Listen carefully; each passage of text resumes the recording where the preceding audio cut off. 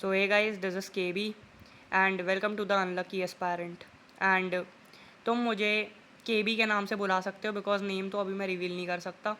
सबसे पहले बात कर लेते हैं कि मैंने ये चैनल क्यों खोला है एंड मैं मेरा मेन ऑब्जेक्टिव क्या है.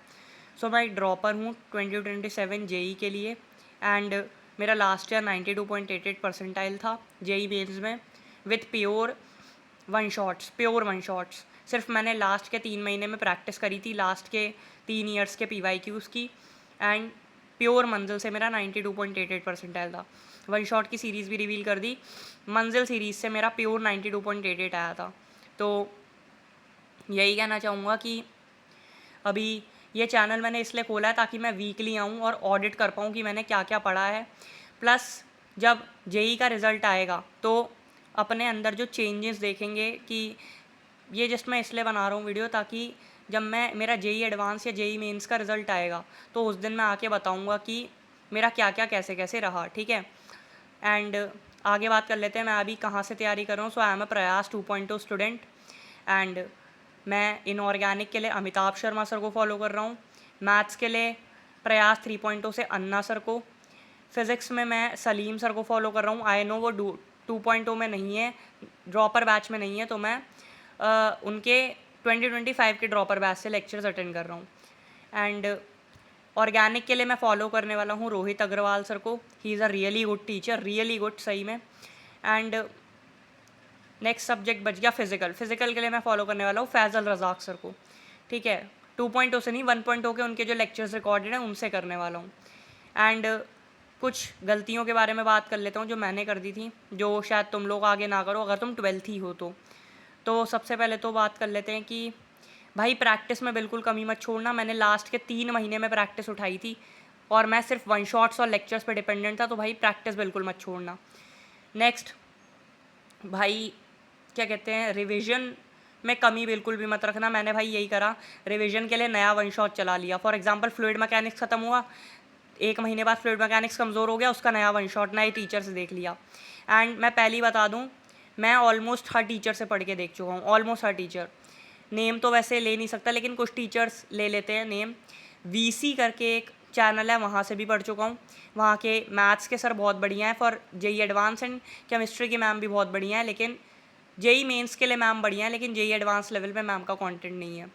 एंड PW में मैं सचिन जखार सर से भी पढ़ चुका हूँ. He is a really good teacher.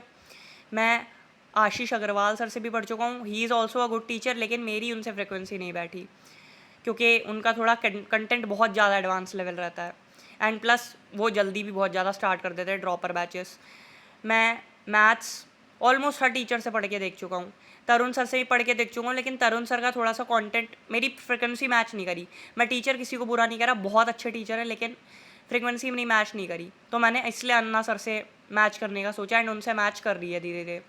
Physics में सलीम सर इसलिए क्योंकि सलीम सर इकलौते ऐसे टीचर हैं जो आते हैं और बोर्ड पे पढ़ाते हैं कि मतलब प्रॉपर कोई डायग्राम होता है तो वो खुद बना के दिखाते हैं. कभी भी ऐसे नहीं दिखाते कि मतलब क्या कहते हैं PPT ले आया या फिर ऐसे, बस इसी रीज़न की वजह से. और सलीम सर ना, मतलब थोड़ा मैं 11th-12th में भी सलीम सर से ही पढ़ चुका हूँ, तो इसलिए मेरे को वन शॉट से पढ़ा था मैंने सलीम सर से. एंड इसलिए मेरे को सलीम सर थोड़े ज़्यादा बढ़िया लगते हैं. मैं नहीं कह रहा MST सर थोड़े सही नहीं है या फिर राजवंश सर सही नहीं है, कोई कमी है, नहीं, बहुत बढ़िया टीचर है दोनों के दोनों, बहुत अच्छे टीचर है, लेकिन मेरी फ्रिक्वेंसी जो है वो सलीम सर से मैच करती है. इनऑर्गेनिक में पहले मैंने ओम पांडे सर से पढ़ा था, लेकिन मेरी फ्रिक्वेंसी मैच नहीं करी, तो मैंने ATS सर से पढ़ा. एंड ऑर्गेनिक की बात करें तो भाई मैं ऑलमोस्ट हर टीचर से पढ़ के देख चुका हूँ. मैं VC वाली मैम से भी पढ़ के देख चुका हूँ. मैं फिज़िक्स वाला में पंकज सर से भी पढ़ के देख चुका हूँ. एंड इवन मैं नीट के टीचर से भी पढ़ के देख चुका हूँ, लेकिन मेरे कहीं समझ नहीं आया. ठीक है.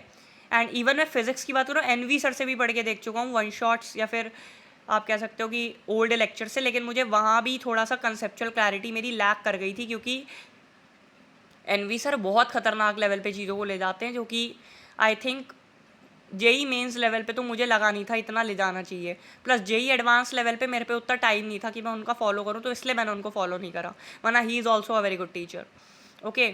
एंड यही कहूँगा कि यही है मैं फॉलो करने वाला हूँ. एंड फिज़िकल में मैं बताऊँ तो फैज़ल रज़ाक सर ही चॉइस करा. राहुल रूडी सर से भी पढ़ के देख चुका, लेकिन वही है कि उनका पढ़ाने के तरीके मेरे को हल्का सा फ्लॉ ये लग रहा था कि राहुल रूडी सर ना फॉर्मूला डायरेक्ट लिखा देते हैं, फैज़ल रज़ाक सर ऐसे फॉर्मूला नहीं लिखा के छोड़ते, वो डायरेक्ट एक्सप्लेन करते हैं बस। एंड मैं किसी भी टीचर को हेट नहीं दे रहा हूँ, मैंने किसी भी टीचर को हेट नहीं दे रहा हूँ, मैं जस्ट कह रहा हूँ, मैं जस्ट मेरा ओपिनियन रखता हूँ, मैं जस्ट मेरा ओपिनियन रख रहा हूँ, ठीक है। तो दैट्स इट। एंड ये रीज़न था कि मैंने मेरी फैकल्टी ड्रॉप ईयर में ऐसी क्यों चूज़ करी है। एंड बात करें क्या कहते हैं मेरी गलतियों की, तो भाई रिवीजन टाइम टू टाइम करते रहना। जैसे फॉर एग्जांपल तुम देख सकते हो, ये मैंने केमिकल बॉन्डिंग का अभी भी लगा रखा है, वो उधर फिजिकल केमिस्ट्री का लगा रखा है। रिवीजन भाई टाइम टू टाइम करते रहना, एंड टाइम टू टाइम सब कुछ करते रहना।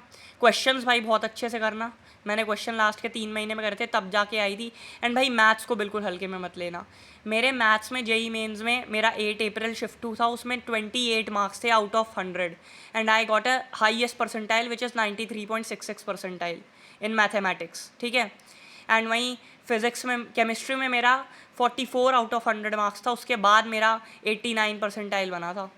फिज़िक्स में मेरा 34 या 35 के आसपास ऐसी मार्क्स था, तब जाके मेरा बना था 86 परसेंटाइल के आसपास, ठीक है।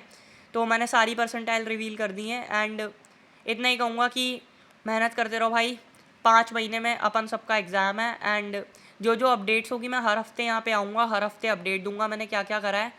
बाकी नेक्स्ट वीक फिर मिलूँगा, एंड नेक्स्ट वीक मैं बताऊँगा अभी तक मेरा क्या क्या हो चुका है, एंड मैं अभी आगे आगे किस किस चीज़ पे फोकस करने वाला हूँ, ओके। एंड मेरा एम क्या है, मेरा एम है IIT दिल्ली, सॉरी, ठीक है। एंड मैं ये सब चीज़ें बताता रहूँगा।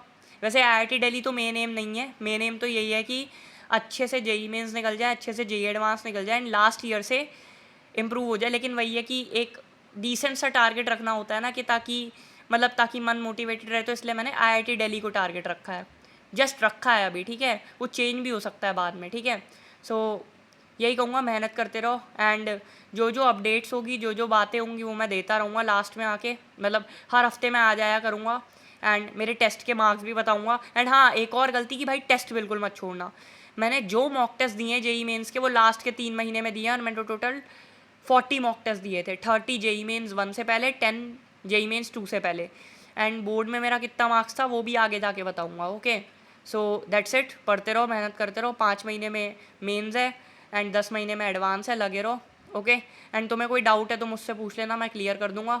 मुझे कोई डाउट है तो मैं कम्युनिटी में डाल दूंगा, मैं तुमसे क्लियर कर लूँगा। That's it, and this is KB, learn grow and dominate.